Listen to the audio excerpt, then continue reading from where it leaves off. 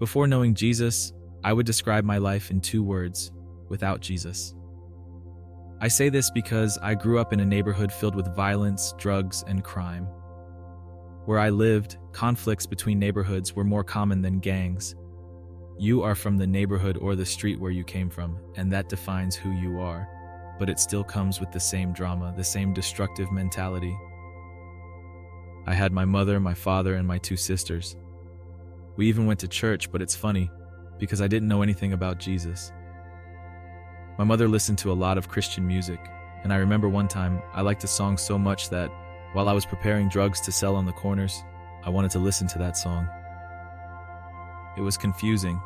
My parents were at church, we went to church as children, but I didn't know what to do with that life. I never considered it a lifestyle. For me, church was just a place where people went to feel better and prepare for the week.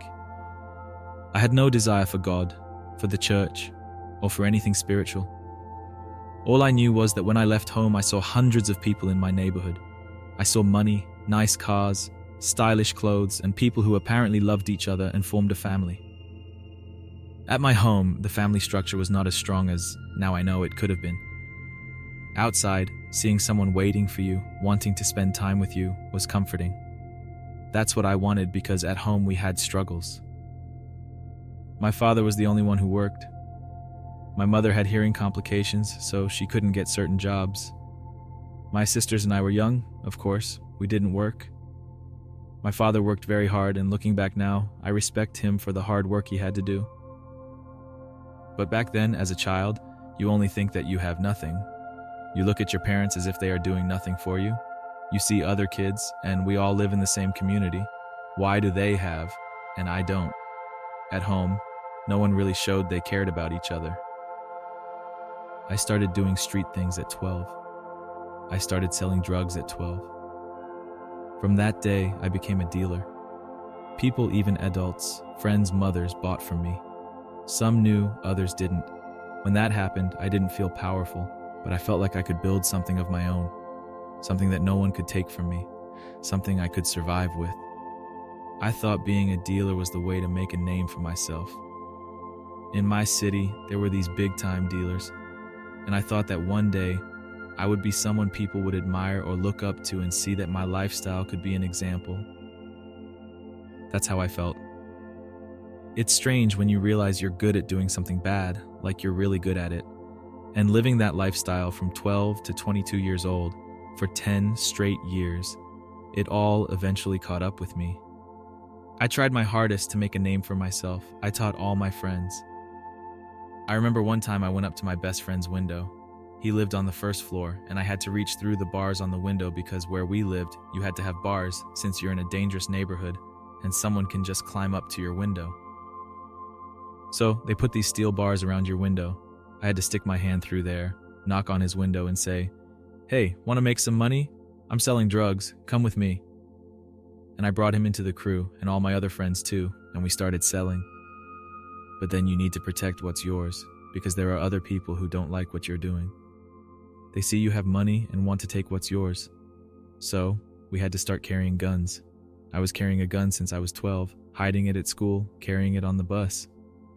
Now looking back, I can't imagine a 12-year-old with a gun. But that's what I was doing, trying to protect what was mine. And when you're carrying a gun, either you end up getting caught with it or you have to use it. In my case, there was a situation where I used it. At 22, I used a gun to take someone's life. Looking back now, I deeply regret that situation. I see so many ways it could have been different, but it happened. Now I understand that everyone has a decision to make. You're not forced into anything. In those moments when you feel like you just have to do it, I wish someone had told me no, that it wasn't necessary. There are always options depending on your environment that speak to you and tell you how to think, how to react. At that time, I didn't choose the right environment to be in, and that led me to take someone's life. I remember a moment when I was in jail and talking about my situation to someone who looked at me and said that it wasn't normal. And I found his response to my story odd. He said it seemed like I had to do it, like it was a normal reaction, and that people don't just walk around with guns like it's normal. That hit me, and I realized it wasn't normal. That woke me up at that moment, but now I was in jail, facing a life sentence for first-degree murder. I was in that cell, and reality hit when the mechanical doors began to move on their own, making a clicking noise. And then they slammed shut to remind you that you can't open them, can't get out of this situation. There I was, sitting, facing a decision in my life where I thought I was taking control, but now had no control at all. I thought what I was doing with my life was necessary, but now here I was, facing my life with no control at all. I was there, thinking, and jail is very noisy. Imagine 120 people, at least one person talking to another. That's 60 conversations happening at the same time. It's chaotic, hard to think, hard to relax, just noise all day long. So I was trying to think about my life, but there was so much confusion around. Sitting there, I wondered how my life got to this when I simply thought that where I grew up and what was happening was what I needed to do. But now I was before this decision, and you know you're special, or that God is singling you out when you're the only one who ends up getting caught for things others seem to escape. At that moment, I wasn't thinking that way. I was trying to get out of there. In my neighborhood, people find a way out. Thinking back then, in my mindset, when you're arrested for a violent crime that involves the loss of a life, they say it's the hardest thing to convict someone of. So, my mind was like this: I can get out of this. I was sitting on my bunk, thinking how I could win in this situation, how I could get out of this. Two things came to mind. I didn't want to spend the rest of my life in prison. That wasn't an option. I wasn't going down like that. That wasn't how I imagined my story would be told. That wasn't how I wanted people to talk about me, how my name would be passed down the streets. And I didn't want to get out and have to live the same way and potentially have to keep doing these things. I didn't want that, and I also didn't want my life to be taken. So I said, I know how I can win. I decided to take my own life. I thought about it and it made sense, not because I was going through a lot of pain, stress, or pressure, but because I still wanted to be in control to the point of being willing to take my own life to continue controlling my destiny. And I was convinced, because that's what pride does. Pride convinces you of things you believe you can control. So, I told myself, that's it. I never thought I would get to this point, but this is it. Being the person I was, if something came to my mind to do, I never really doubted it and didn't care what others thought. I didn't think about family. I didn't think about writing a note or leaving something for a loved one. At the time, I had a 2-year-old son and I didn't even think about him. I just thought, this is how I want my story to end. It's strange because looking back now, I wonder how I thought that taking my life would be winning. At that moment, I decided to plan. I planned how I could arrange to keep the cell unlocked so I could run to the upper floor, because in prison, like most, there are 2 floors. You have a lower floor with cells around and in the middle, tables where people eat, and an upper floor with cells around, but nothing in the middle. Normally, when you enter a prison, there is a solid corridor with a door. It's like the outer part of the prison where you enter, wait inside a room, and then are released through another door. I calculated that it would take at least a minute or 2 for the guards to run up to that floor. They would have to be released by the door, wait for it to close, and be released by another door. So, I would have some time to get out of my cell, run to the upper floor, hang myself, and it would take at least 3 or 4 minutes before they got to me, if they even came, because the floor guard can't do anything, as he needs to maintain order for the rest of the inmates. They would literally have to watch me hanging myself while calling for help, and they might not even want to come. That's how I planned to do it. I prepared everything so that the cell would be left unlocked. I remember that day as if it were yesterday. Everyone was out for breakfast, moving in line to get their food, and when everyone returned to their cells, it was time to lock up.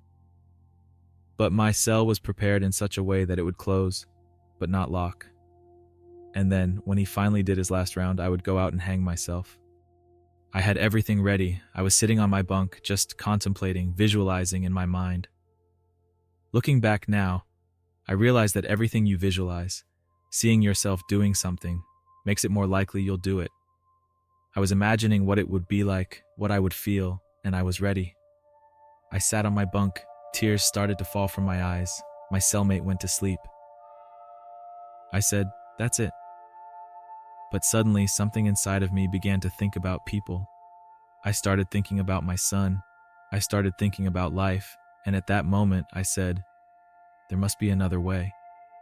It was the first time I decided to change my mind about something I wanted to do, but I felt that something inside me just wasn't convinced. I had nothing on my mind, just felt inside that there had to be another way. I don't know where it came from at that time, but I swear, the moment I said that, I heard the voice of God in my cell saying, "Try with me." It wasn't something scary or like in the movies. I didn't need to look up trying to figure out where that voice came from. It went from me saying, okay, this is about to happen, to sitting down and saying, wait, there has to be another way, to hearing the voice of God say, "Try with me." I knew it was God. It was an inner knowing. It was a voice so familiar that it brought so much freedom and joy at that moment. My next words were, "You want me, you want my life." And after that, I said, "You can have it." I started talking to God, to Jesus, saying, "You can have my life. If you want it, you can have it." Then I started making declarations. I will live for you. I will never turn my back on you. I will never turn my back on you. I lived for you. I lived for you. Suddenly I started saying this as if he was sitting right in front of me. I said, "If you want my life, you can have it. You didn't abandon me. I won't abandon you. I will never leave you." And I said that probably for about 10 minutes straight, repeating the same thing over and over again. My tears dried up, the desire to take my life disappeared, and I just stayed there praising God. And suddenly, it was time to go out in the morning for the first showers, and I ran to the phone, called my mom, and told her what had happened, and she was very happy, praising God. My life before Jesus had no joy. Looking back at that moment and the joy I felt, knowing that God, not a religious being, I'm talking about God, he came to tell me he was with me and said to try with him, me, a murderer, in jail for homicide. You would think someone like me deserved to die. You would think God's response to someone who broke his law or did something like that would be to pass me by and choose someone else who apparently would be more worthy or a better candidate. And I think now, I didn't have questions like why me at the beginning. Those questions came later, but at that moment I was thinking, you are so good.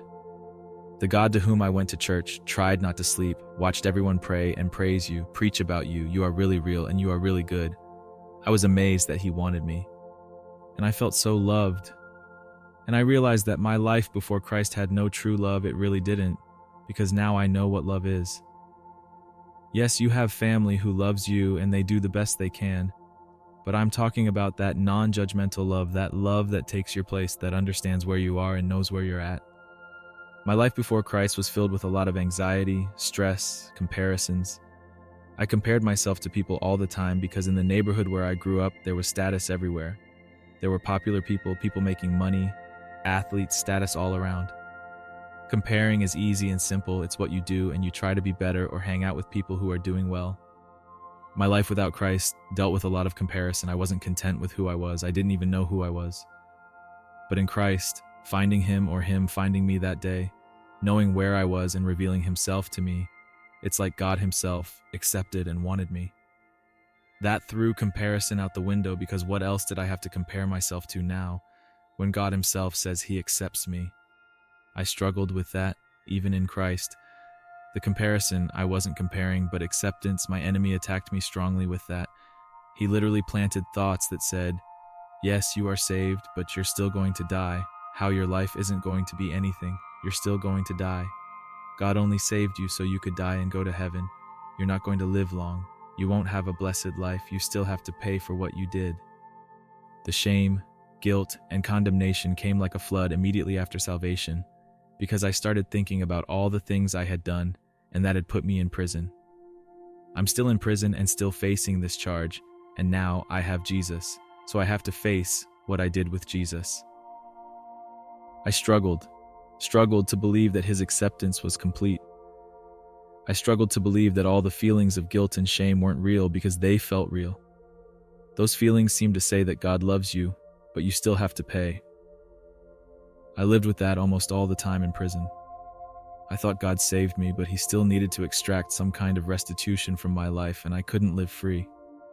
I kept serving God, praising God, loving people, being a witness for him, and then I would go and punish myself. beating myself over the head with an invisible hammer, tearing apart my thoughts.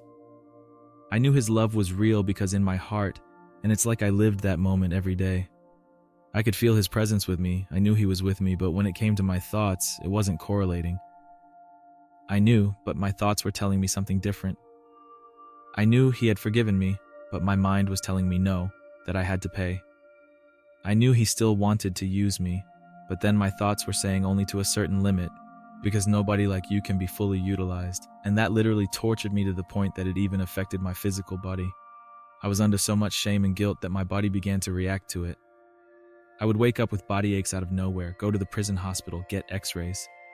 They couldn't find anything, but the pain was so intense that my whole skeleton, from my face to my shoulders, arms, fingers, legs, knees, jaws, and feet hurt. I could barely walk. Sometimes I couldn't go out to eat and had to stay in bed. My cellmate had to bring me food hidden from the cafeteria because the pain was unbearable to walk. In prison, getting hurt is not good, because there are people who take advantage of the injured. There are people and gangs looking for vulnerable targets to exploit.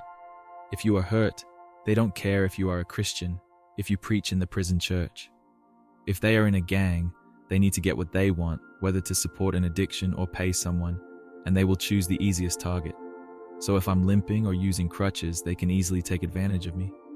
Sometimes I didn't go out to eat because I didn't want to be a target, and I literally had to cry myself to sleep because of the pain. I cried out to God asking, "If you saved me, why am I going through this?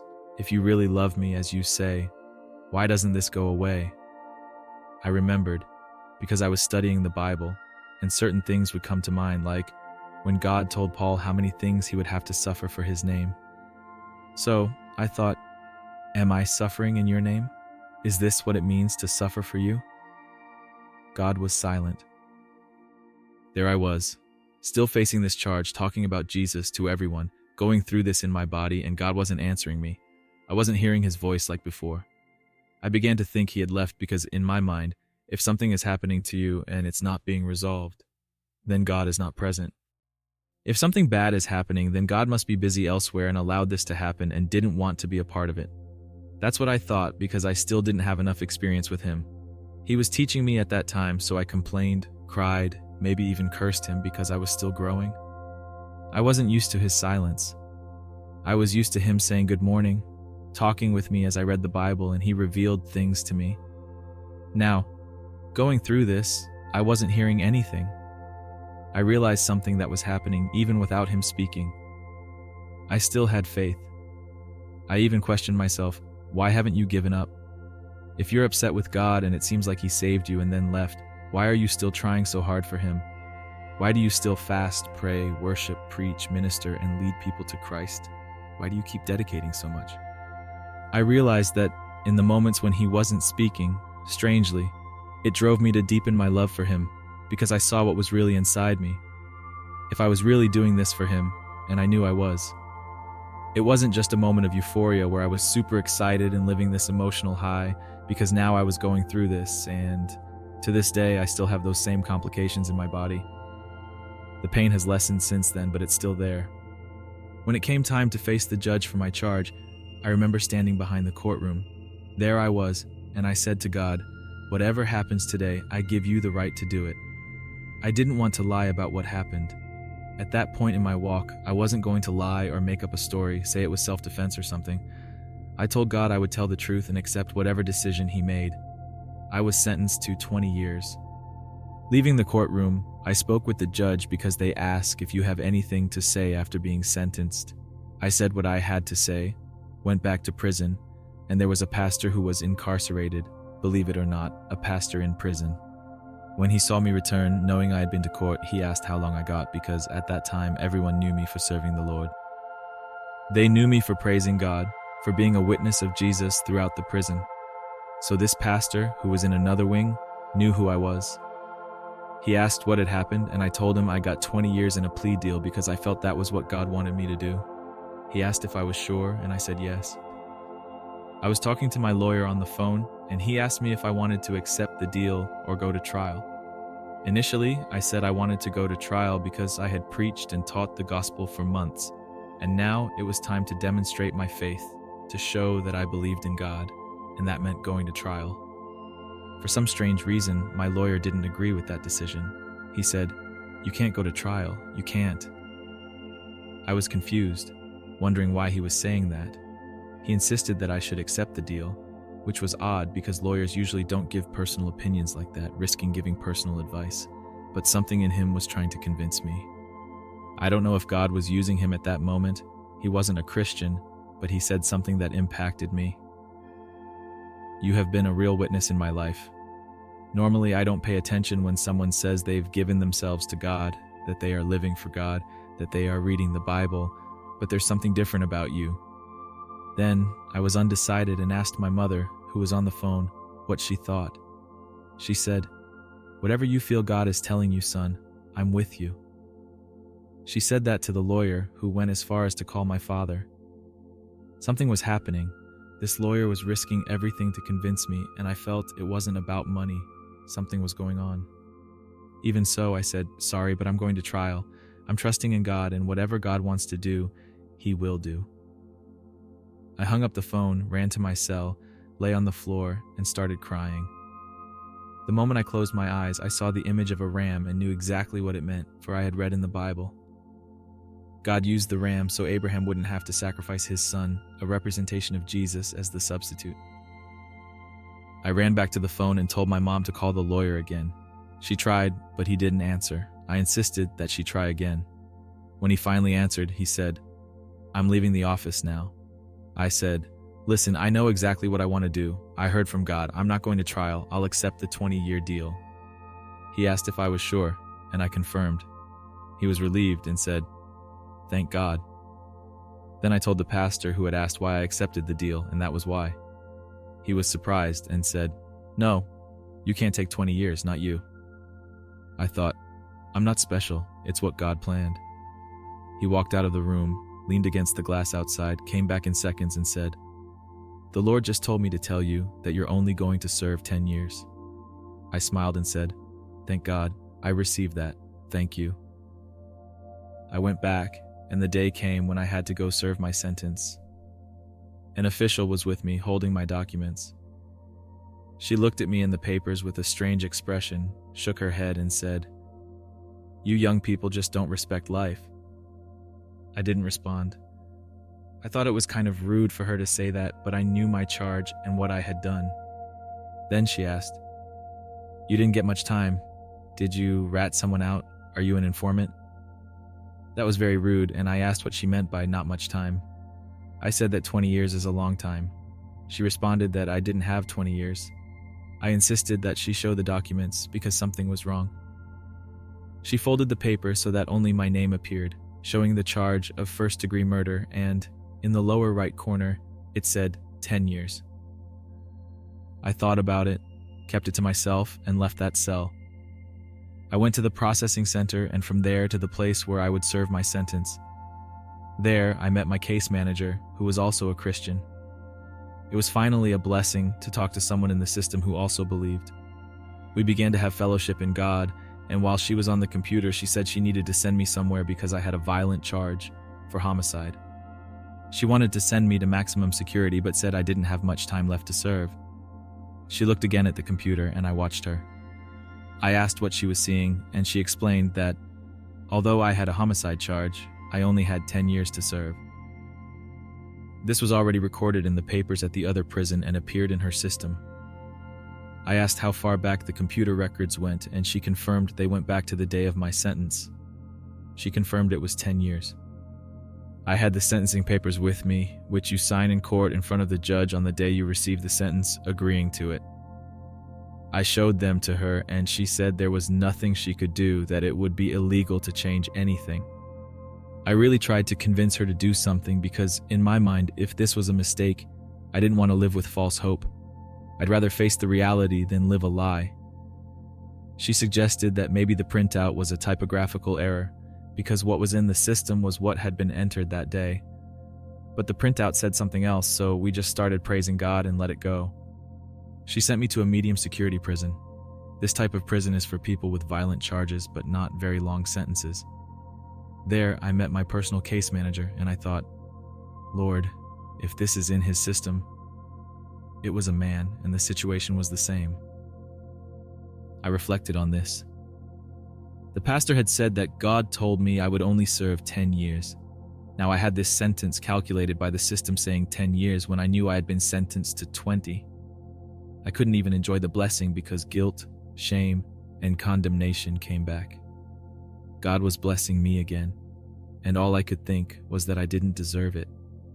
I thought it wouldn't last, that people like me don't deserve this, that I still had to pay for what I did. I lived in fear that this would catch up to me. Whenever they called my name to pick up mail, I thought they were taking me back to court to say there was a mistake. When I was sentenced to 20 years, my lawyer said he would bring me back in 6 or 7 years to try to reduce my sentence. I lived in fear that if my lawyer called me, they would realize my sentence wasn't 20 years, but 10, and they might decide not to reduce my sentence. One day during Bible study, they called my name to pick up a legal mail. It was a letter from my lawyer. I opened it and it read, "Congratulations, your reconsideration has been approved. You will return before the judge to reconsider your sentence in 3 days." I went back to living with fear, anxiety, guilt, and condemnation. I couldn't accept what God had for me freely. I thought God had allowed them to discover me. I didn't see God as He is. I went to court and my lawyer asked how long I would like to ask the judge to reduce. I didn't know what to say. He asked what my release date was. I didn't want to say. I kept stalling, asking if he had my papers on file. He said it didn't matter. I thanked God for not having to lie. He then suggested we ask for 10 years reduction. When he said that, everything made sense. It was as if 10 years were already missing from the system and I already had papers indicating a 10-year sentence. So, if they went into court and took off 10 years from the 20 years I was sentenced to, the printout would be the same as I already had. It wouldn't change anything for me. I was already serving the 10 years. So I said, let's do that. Immediately I was happy. I entered that courtroom with a lot of confidence in God and felt all that love again. I realized that He cared. It wasn't that He didn't care. I just needed to understand at that moment that God was not against me. He was for me. What I was thinking, my past that was difficult for me to overcome, was not God reminding me of those things. God was not withholding things or being silent because He was making me pay for something I had done. I just needed to grow in God in certain ways that He knew would force me to grow. So, at that moment, I was happy. I stood before that judge, and he said he remembered me, which was surprising. I asked how, and he explained that when he asked people what they had to say when he sentenced them, some cursed him, others fainted because they received many years. He said that I had received many years, 20 years, but what I said to him had made an impression. I didn't remember what I had said, but it had stayed with him. He asked why we were there that day. My lawyer intervened and spoke. The judge asked my lawyer how much time we were thinking of reconsidering. My lawyer said, 10 years. The judge looked at me, smiled, and said, "Granted." It was so quick. He said he believed in me. I was surprised, walked up to the bench, signed the new papers, and now had a 10-year sentence because of the reconsideration, a term that allows you, after being sentenced, the option to later appeal for a reconsideration of your sentence. This depends on whether you had good behavior in prison or if they think you have been rehabilitated and changed for the better. Asking for 10 years, having served only 6, might seem presumptuous, but I knew it was God. God did it in a way that only He could. What I didn't know at the time was that the judge, in front of me in the courtroom, said he had a letter from the prosecutor. I was nervous, thinking about what was coming next. He read, "It was a recommendation on my behalf, saying that when I was reconsidered, they should reconsider my time." The prosecutor, who had called me a murderer and wanted me to receive the maximum sentence on the day I was sentenced, wrote to the judge saying he believed in the change in my life. I was amazed. God is incredible. Here I was, serving this time, and God reconsidered my time. It was God who did it, not man, though I had to go back to court to make official what was already written in heaven. God had already made it official before it even happened naturally. And because of the 10-year sentence and all the good behavior I had, I was eligible to go home 8 months later. I came home after 6 years and 8 months of a 20-year sentence by the grace of God. All by God, no parole or good behavior. In fact, my parole was denied. But coming home, I realized it was time to run for Jesus. Out here, I was interacting with people, getting involved with the church, and we were all excited about God. Because in prison, the fervor that God stirred through my life spread throughout the prison. Miracles happened. Guards came on their breaks just to see if we were studying the Bible at that moment or if we were praising God in the wing and wanted to stop and listen. People in prison don't play around when it comes to God because there it's all you have. I thought, man, I'm going to get out of here, connect with people and keep the fervor going. I couldn't wait. But then I was surprised. It was hard to find that fervor out here. I mean, people love God and you see them going to church, but I remember going to church and it was fervent. But after church, everyone went back to their normal lives as if they were just waiting for the next Sunday. I was used to having 3 services a day, every day for years on end in prison. I was used to people being willing and ready to live for Jesus all day, every day. I had an awakening, but I also had to stop and think that, okay, you were in a situation where you had time. And now I realize that maybe it's not that people aren't fervent about God, but life is suffocating their fervor because they are busy. Even in my own life, I started to see this. I got a job, got married, thank God had a child, and now I'm busy. The habits, the things I did for God didn't disappear, but they weren't as frequent. My prayers moved from 5 in the morning to 7:30 because I wasn't waking up as early since I had to work. This started to frustrate me spiritually because I remembered and still had that desire and that hunger, but life was happening. So I tried to figure out how to maintain that fervor while life was happening. How to stay steadfast for God when I have other decisions to make and now I have to choose between God and the rest of my life. It was hard. I went through a season where I felt like I was trying to light a spark. I didn't have a flame, it was like I was trying to light a spark. God and we were trying, I still felt His presence, but it was just a spark. I had to figure out a way to remain fervent. One thing I knew is that I never wanted my testimony to be, as they say, a prison religion. There are people who say that to my face. Let's see how fervent you are for God now. Friends looked at me as if it was only a matter of time until I went back to my old life. These things motivated me to say, no, God is too real for what they are saying. It's not even about me. I had to realize, yes, God gives us life. Behind the walls we have life, jobs, school, even real college where you can enroll. And you still have family to take care of because most people in prison still need to provide for their family, working and sending money home. Here outside, I had to learn that it's not about me. I tried to tell myself not to go back to that space of feeling ashamed, guilty, and condemned. I never wanted to do that again, once God had freed me from it. I was determined to never enter that mental space again.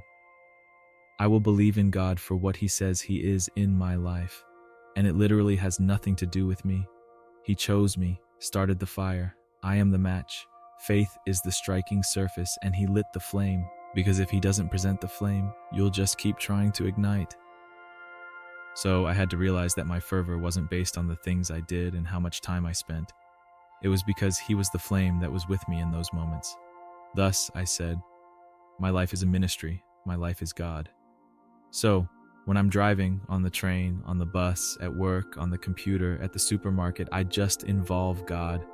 I don't feel like I'm stealing time from God because I'm doing something else. I just involve Him in it. When He is in it, the flame can ignite.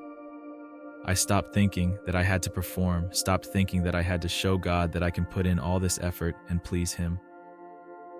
I went back to the beginning, sitting in my cell, thinking there must be another way. It wasn't just Jesus out there. Then I went back to that and said, okay, God, you are the way. You lead the way. Just keep your fire. He has been faithful in doing that. Have there been tough times? Sure, there were times I was rejected for jobs. I fasted for jobs, things I thought were ideal for my family. I fasted and prayed. They looked at my resume and said, sorry, we don't hire criminals. And I thought, God, I fasted, prayed, sought you, refused good food, times were tough. I was hired at Walmart and worked for about 4 days. They were still processing my paperwork, and when they finished, they fired me because they saw that I was an ex-convict. I could have looked at God and thought, here we go again, God, you're testing me again. You want me to pay for something again, God, what did I do now? But then I was surprised. It was hard to find that fervor out here. I mean, people love God and you see them going to church, but I remember going to church and it was fervent, but after church, everyone went back to their normal lives as if they were just waiting for the next Sunday. I was used to having 3 services a day, every day, for years on end in prison. I was used to people being willing and ready to live for Jesus all day, every day. I had an awakening, but I also had to stop and think that, okay, you were in a situation where you had time, and now I realize that maybe it's not that people aren't fervent about God, but life is suffocating their fervor because they are busy.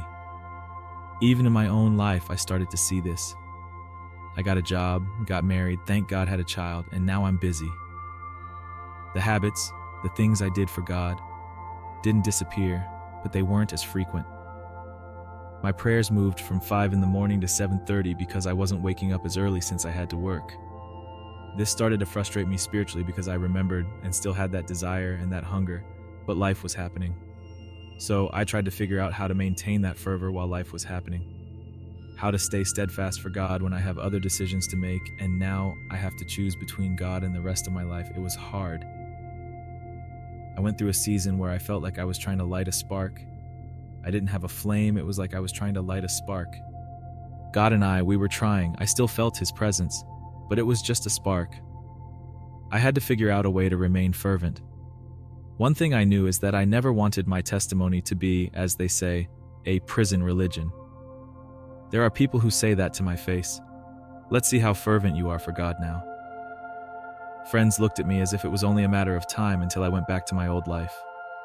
These things motivated me to say, no, God is too real for what they are saying. It's not even about me. I had to realize, yes, God gives us life. Behind the walls, we have life, jobs, school, even real college, where you can enroll. And you still have family to take care of because most people in prison still need to provide for their family, working and sending money home. Here outside, I had to learn that it's not about me. I tried to tell myself not to go back to that space of feeling ashamed, guilty, and condemned. I never wanted to do that again, once God had freed me from it. I was determined to never enter that mental space again. I will believe in God for what He says He is in my life, and it literally has nothing to do with me. He chose me, started the fire. I am the match, faith is the striking surface, and He lit the flame, because if He doesn't present the flame, you'll just keep trying to ignite. So I had to realize that my fervor wasn't based on the things I did and how much time I spent. It was because He was the flame that was with me in those moments. Thus, I said, my life is a ministry, my life is God. So when I'm driving, on the train, on the bus, at work, on the computer, at the supermarket, I just involve God. I don't feel like I'm stealing time from God because I'm doing something else, I just involve Him in it. When He is in it, the flame can ignite. I stopped thinking that I had to perform. Stopped thinking that I had to show God that I can put in all this effort and please Him. I went back to the beginning, sitting in my cell, thinking there must be another way. It wasn't just Jesus out there. Then I went back to that and said, okay, God, you are the way, you lead the way, just keep your fire. He has been faithful in doing that. Have there been tough times? Sure, there were times I was rejected for jobs. I fasted for jobs, things I thought were ideal for my family. I fasted and prayed. They looked at my resume and said, sorry, we don't hire criminals. And I thought, God, I fasted, prayed, sought you, refused good food, times were tough. I was hired at Walmart and worked for about 4 days. They were still processing my paperwork, and when they finished, they fired me because they saw that I was an ex-convict. I could have looked at God and thought, here we go again, God. You're testing me again. You want me to pay for something again, God. What did I do now? I have never met the family of the person who lost their life because of me. But if they are watching, I would say, I know you might want to turn this off. You're probably still watching because God made you keep watching. I would say to not be angry at God. God has plans that are beyond ours. I know seeing me, someone responsible for taking the life of someone you loved, is the last thing you thought you would face. I won't try to make you feel better or soothe any anger you might have. You have the right to be angry, the right to be upset. I want to say this, my apologies are not enough. I regret that decision. There was no hatred in my heart, no animosity. There was nothing in me that wished his death in particular. It was a moment that happened, and if it brings any kind of comfort, I would say that I have the deepest regret and wish it had never happened, but I also believe that God had a plan, even in that situation. If you can keep watching and hear me out for just one more second, because when I say this, it is hard for me to understand how I was saved while someone lost their life. As soon as I said that, I was immediately reminded that this is the story of salvation. Christ died so we could be saved. I know it might be hard to hear that from me, but the truth, no matter who it comes from, is still the truth. His death could be salvation for many. God worked and is still willing to work through his life with minds connected to it. Yes, there was trauma at the origin, but God transformed the trauma into a testimony that his life and the story of God's salvation through what happened can lead many people to Christ. Also, know that my prayer has always been that, in his absence, God would be present for your family. I believe with all my heart that this has happened and will continue to happen. Salvation has come to your home, and the presence of the Lord will rest and be with you, and that your home will be saved. Thus, when you think of your loved one, the joy of salvation will be associated with him. I hope you can receive that. Jesus is my cellmate, my partner in the cell. A cellmate is someone you have to trust immediately because now you live together. When I met him, I knew nothing about him, but here we are, living this life together, my cellmate. We share everything, look out for each other, and yes, he lives with me, and I live with him. For those watching my testimony now, I would say, try him. If these words worked for me, I know they will transcend and work for you. Trying him is simply allowing him to be who he said he would be. Circumstances, situations, we all have our issues, but one thing about God, one thing about Jesus is that he is the answer. When I said there had to be another way, if you are thinking about another way, it's Jesus. He is that way. If you need to get out of something, if you're trying to get into something, if you need something in your life to work out, to be fixed, if you need salvation, listen. He is the only way, and it's proven because he will prove himself to you. Give him the chance to do that, you'll see.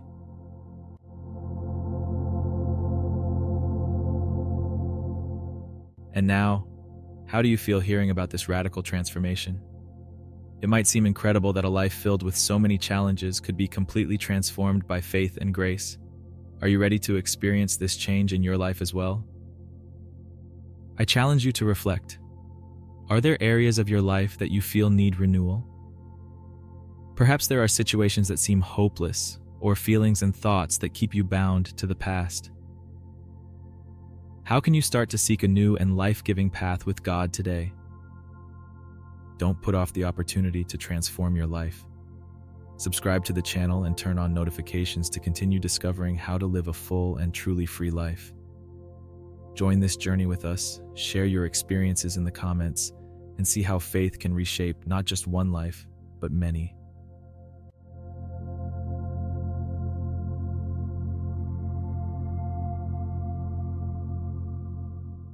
I knew he was a God of love, that he was real and existed.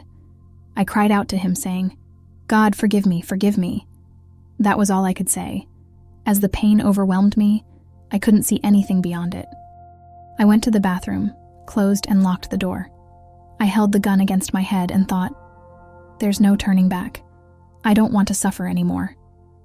At that moment, I had a vision that appeared before me, showing what would happen if I succeeded.